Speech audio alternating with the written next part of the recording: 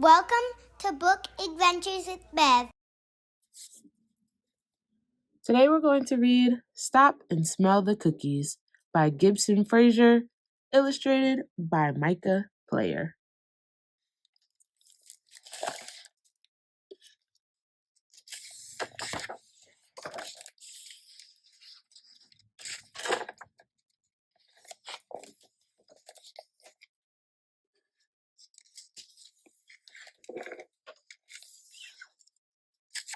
Dash Gordon dragged his feet on the sidewalk all the way home from karate class.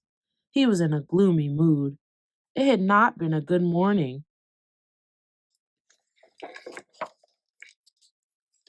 Dash loved karate. He loved it so much that sometimes he forgot Sensei's number one rule: no talking in class. He always wanted to be good, but sometimes Dash's feelings controlled him, instead of the other way around.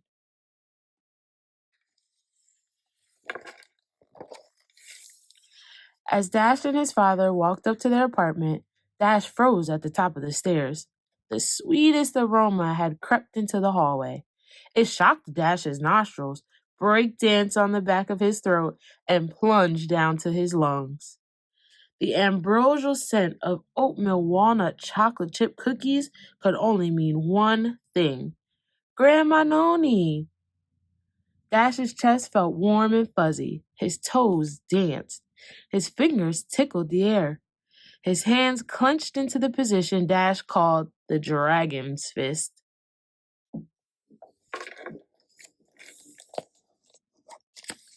Dash leapt through the open door, and before he knew what was happening, the dragon's fist came down on Noni's tray. Cookies flew everywhere. Grandma Noni shook her head. Tears rolled down Dash's face. His day had gone from bad to worse.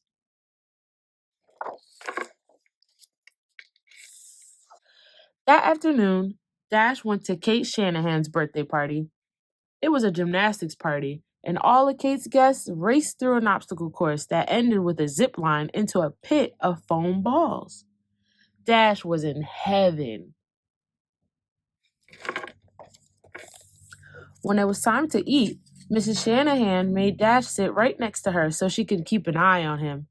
After all, she didn't want a repeat of what happened last year. Suddenly, the lights went out, and Mrs. Shanahan put a big round cake down in front of Kate. The flickering light of 6 white candles, plus one to grow on, illuminated Kate's face, and all the kids whooped and cheered as they sang Happy Birthday. Dash imagined his own birthday party. He pictured the cake that he would have. He imagined the candles on his cake. He thought about the wish that he would make: a brand new bicycle. Dash's chest felt warm and fuzzy. His toes danced. His fingers tickled the air. Dash blew out the candles on his cake. Whoosh! The room went silent. Dash looked around to discover that he'd actually blown out all of Kate's birthday candles. Kate glared at Dash. Mrs. Shanahan shook her head. Tears rolled down Dash's face. The day wasn't getting any better.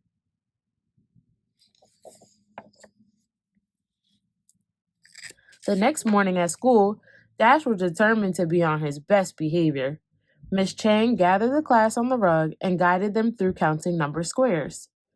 Dash loved the counting red dots that filled the black squares, and he could even get to 100 if he counted them in groups of 10.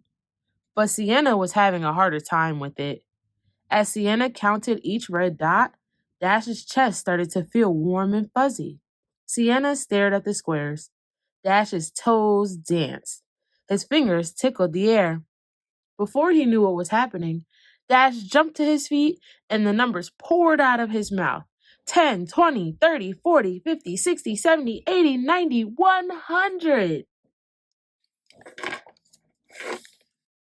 All of Dash's friends glared at him. Miss Chang shook her head. Tears rolled down Sienna's face. "Sorry, Sienna," Dash said, sniffling. This was the worst of all possible days. That night, Dash's mother read him a story from his favorite book, The Adventures of Robin Hood. But Dash wasn't paying attention.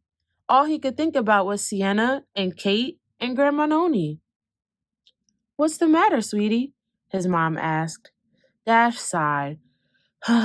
"I karate chopped Noni's cookies. I ruined Kate's birthday wish. I didn't let Sienna count her numbers. I know it's right and wrong, but sometimes I just can't help myself. Why are my feelings so much bigger than me?" "It's been a rough couple of days," his mom said, pulling Dash in for a hug. "But I have an idea. Sit up and close your eyes." He did. His mom continued. "First, let's smell Noni's cookies." Dash pictured Grandma Noni holding a plate of her delicious cookies as he took a deep breath in. Next, let's blow out Kate's candles. Dash imagined the glowing candles on top of Kate's cake and pushed all the air from his lungs.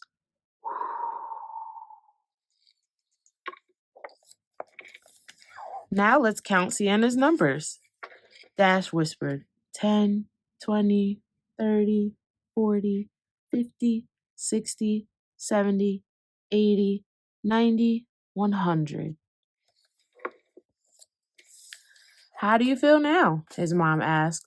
Dash opened his eyes. His chest felt calm and cool. His toes were still. His hands relaxed. Surprised, Dash said, "I feel good." "Good or great?" "Great," he announced with a smile. Dash went to sleep that night, excited for school in the morning. The next afternoon during choice time, Dash and his friends were hard at work making perfect paper airplanes. Dash's plane was so sleek and beautiful, he knew he could send it soaring so that it landed in the trash can all the way across the room. But Miss Chang had many rules, and one of them was no throwing paper airplanes during choice time. Dash wanted to throw the plane. He needed to throw the plane, but he knew that he shouldn't. Dash's chest felt warm and fuzzy. His toes danced. His fingers tickled the air. Then Dash remembered his plan. He closed his eyes. He smelled the cookies. He blew out the candles.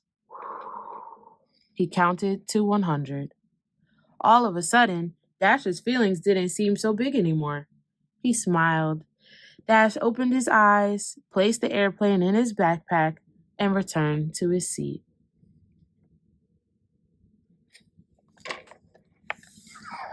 Dash's father picked him up after school, and they walked together to the park. When they got to their favorite spot, Dash grabbed the paper airplane from his backpack and climbed up onto a rock. Then, with the strength of a giant, Dash reached back and launched his paper airplane to the moon. The end. Like, comment, and subscribe. Thanks for watching. See you next time.